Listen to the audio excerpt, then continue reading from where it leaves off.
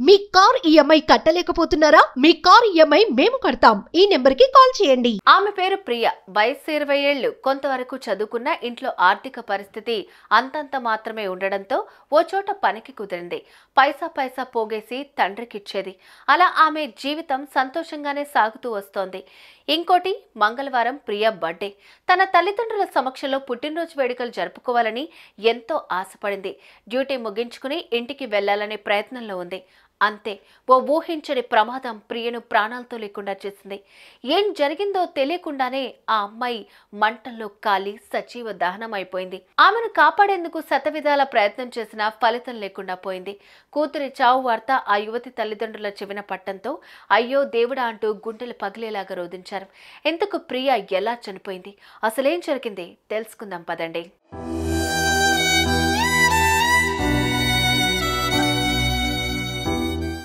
ఇక్కడ మనం చూస్తున్న అమ్మాయే ప్రియ. బెంగళూరుకు చెందిన ఈ యువతి రాజోజీ నగర్లోని doctor Raj Kumar road, Navrang junction లో ఉన్న మై ఈవీ ఎలక్ట్రానిక్ బైక్ షోరూంలో 3 ఏళ్లుగా రిసెప్షనిస్ట్ గా పనిచేస్తోంది.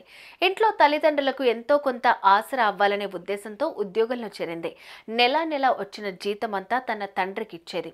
అయితే మంగళవారం ప్రియ పుట్టినరోజు కావడంతో ఉదయం త్వరగా షోరూంకి వెళ్లి సాయంత్రం తొందరగా ఇంటికి వెళ్లాలని అనుకుంది. అనుకున్నట్లే తొందరగానే షోరూంకి వెళ్ళింది.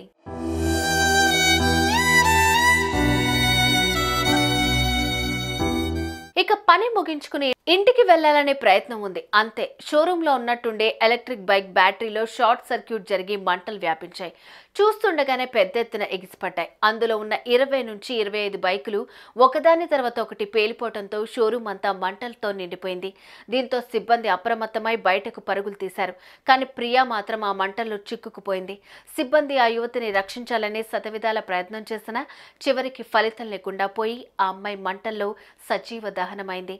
వెంటనే అప్రమత్తమై స్థానికులు ఫైర్ సిబ్బందికి సమాచారం ఇవ్వడంతో అక్కడికి చేరుకుని మంటలను అదుపు చేశారు. అయితే ప్రమాద సమయంలో షోరూంలో ఉన్న కొందరు వ్యక్తులు తీవ్రంగా గాయపడగా ప్రియా మాత్రం ప్రాణాలతో లేకుండా పోయింది.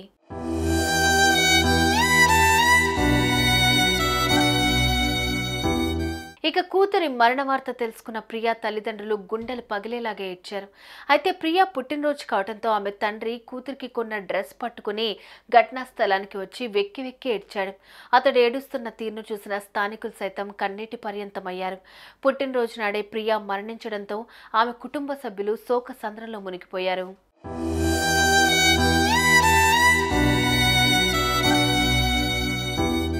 ఇదండి మనిషి జీవితం. మన జీవితాలకు ఎప్పుడు ముగింపు ఉంటుందనేది ఎవ్వరూ చెప్పలేంది. సాయంత్రం తల్లిదండ్రుల సమక్షంలో పుట్టినరోజు జరుపుకోవాల్సిన ప్రియ మంటల్లో కాలి సజీవ దహనమైంది. ఈ వార్త విన్న ప్రతి ఒక్కరూ ఇప్పుడు కంటతడి పెడుతున్న పరిస్థితి.